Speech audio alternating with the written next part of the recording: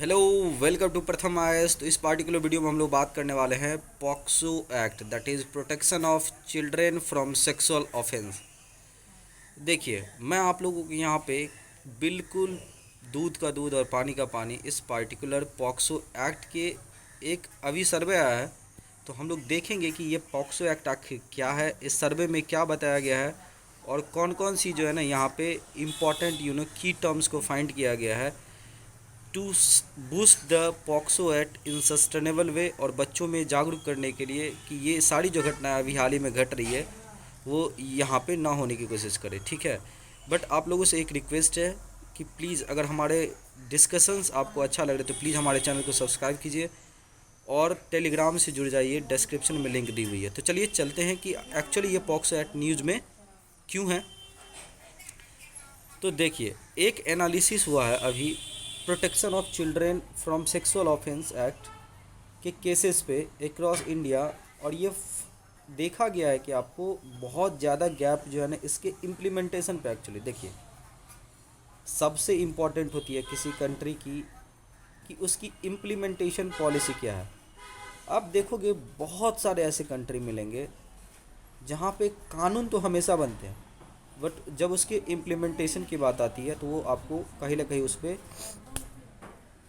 एक बहुत बड़ा गैप देखने को मिलेगा, ठीक है। और ये जो एनालिसिस है वो विधि सेंटर है फॉर लीगल पॉलिसी, उन्होंने वर्ल्ड बैंक के साथ कोलैबोरेट करके इस पार्टिकुलर एनालिसिस को कंडक्ट किया, ठीक है। और ये थ्रू आउट द कंट्री पूरे इंडिया में चला है। तो देखते हैं कि एक्चुअली ये पॉक्सो एक्ट को क्यों इनेक्टेड किया गया था। तो आपको पता होगा निर्भया कांड 2012 पूरे देश को हिला करके रख दिया था, और उस घटना के बाद से जो है ना पूरे देश में एक जागरूकता फैली, सारे देश में बड़े बड़े प्रोटेस्ट हुए और फिर भारत सरकार को मजबूर होकर के जो है ना ये एक्ट लाना पड़ा।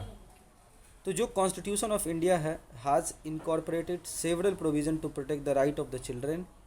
India has also been a signatory to the landmark international instrument such as the convention on the right of child, the protection to the convention on the child, on the sale of children. ये सारी चीज़ें जो है ना इसके लिए India signatory है internationally, जितने भी बॉन्ड कन्वेंशन है उन सब के लिए।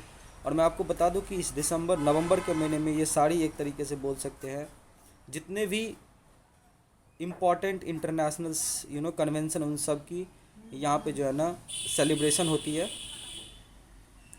हाउएवर इंडिया ने लैक किया है any dedicated provision against child sexual abuse. Cases would be tried under different provision of the Indian Penal Code, which was found to be ill-equipped. तो basically due to the multiple laws यहाँ पे देखा गया आपको कि जो cases है वो कहीं ना कहीं जो है ना आपको ये सारी केसेस जो है आपको एक तरीके से इम्पॉर्टेंट योगदान रहा है यहाँ पे कि वो जितनी भी डिफरेंट डिफरेंट लॉ के हिसाब से जो है ना यहाँ पे एक तरीके से जो है कुछ केसेस इल और इक्विपमेंट हुआ है यहाँ पे, और वो इसकी इम्प्लीमेंटेशन में बहुत ज़्यादा प्रॉब्लम्स आई है, ठीक है। अगर आप की फाइंडिंग को देखोगे चिल्ड्रन के अगेंस्ट तो 43.4% ऑफ द ट्रायल जो है पॉक्सो के अंदर वो एक्यूटल्स है, मतलब एक तरीके से, वाइल 14.03% जो है वो कन्विक्शन के साथ एंड हुआ है, ठीक है।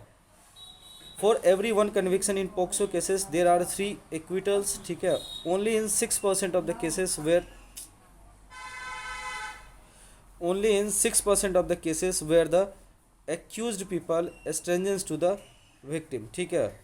while in 44% of the cases जो relationship है between the victim and the accused had not been identified। 22.9% जो accused के cases है ना वो जो victims है वो known है, जबकि 3.7% जो है ना family members and 18% of the case had a prior romantic relation। तो यहाँ पे basically देखा गया है कि जितने भी केसेस आए पॉक्सो एक्ट में वो 18% यहाँ पे जो यूथ थे, कपल्स थे, वो रिलेशनशिप में थे। 3.7% वो फैमिली मेम्बर्स से रिलेटेड थे। 22.9% जो है ना वो आपको विक्टिम्स यहाँ पे एक तरीके से देखा गया है कि वो एक्यूज के साथ जो है ना एक तरीके से विक्टिम और एक्यूज जो है ना आइडेंटिफाइड नहीं थे, ठीक है। और 22.9% ये नोन थे, 40% जो केसेज है वो अननोन थे। अगर आप वहीं देखोगे तो लगभग 6% के आसपास victim were under 10 years age, 17.8% between 10 to 15 years age और 28% बिटवीन 15 to 18 ईयर्स। तो यहाँ पे जो सबसे बड़ी चंक आप देख रहे हैं यहाँ पे कि under 10, it is very bad for the country where these kind of activity below 10 years is happening. और ये बहुत बड़ी कंसर्न की बात है कि यहाँ पे 10 ईयर्स से छोटे बच्चे जो है ना, आपको स्पेशली इसमें या तो फैमिली मेम्बर्स या तो क्लोज जो रिलेटिव्स होते हैं उनके द्वारा यहाँ पे ये सारी केसेस ऑफेंसेस किए जाएंगे। वहीं अगर ऑफेंसेस ऑफ पेंट्रेटिव सेक्सुअल असॉल्ट को देखो 31.18%, वही एग्रीवेटेड पेंट्रेटिव सेक्सुअल असॉल्ट को देखो तो 25.59%। ये दोनों जो है ना कंप्राइजेज करता है over half of the all POCSO cases. अगर आप quality of justice under POCSO की देखो तो ऑन एन एवरेज ऐसा माना जाता है कि लगभग 510 दिन लिया जाता है for a POCSO case to be disposal, whereas it has been stipulated under the act that such cases will be dispose within a year. तो लगभग ये 365 दिन की एक तरीके से होना चाहिए रूल्स है। There was a sharp increase in the number of pending cases between 2019 and 2000 due to the slow pace of justice. Reasons क्या है, एक तो यहाँ पे implementation investigation due to COVID भी यहाँ पे कुछ डिले हुई है, और जो पुलिस की जो एक तरीके से आप देख सकते हैं थोड़ी लैकनेस देखी जाती है डिस्पोजिंग में, फॉरेंसिक साइंस लेबोरेटरीज के इन्वेस्टिगेशन में। ये सारी चीज़ें यहाँ पे उस पेंडेंसी केस को नंबर को बढ़ा देता है और डेज को बढ़ा देता है, ठीक है। How do different Indian state fair, तो देखिए Delhi has highest number of POCSO trials in the country with 13.5 cases पर lakh population in 2018. The 5 districts with the highest number of POCSO trials pending and disposal are नामची सिक्किम में सबसे ज़्यादा POCSO है, फिर उसके बाद न्यू दिल्ली, सेंट्रल दिल्ली, मेदक तेलंगाना में और वेस्ट गारो हिल मेघालय में। तो ये कुछ फाइंडिंग था आपको यहाँ पे विधि लीगल जो वर्ल्ड बैंक के साथ जुड़ करके एक तरीके से आप बोल सकते हैं उन्होंने इस फाइंडिंग को। उम्मीद करते हैं कि ये एक जो पार्टिकुलर इंफोग्राफिक सेशन है आपको अच्छा लगा होगा। प्लीज़ इसके डेटा को आप कलेक्ट करने की कोशिश कीजिए। बहुत बहुत धन्यवाद, थैंक यू सो मच।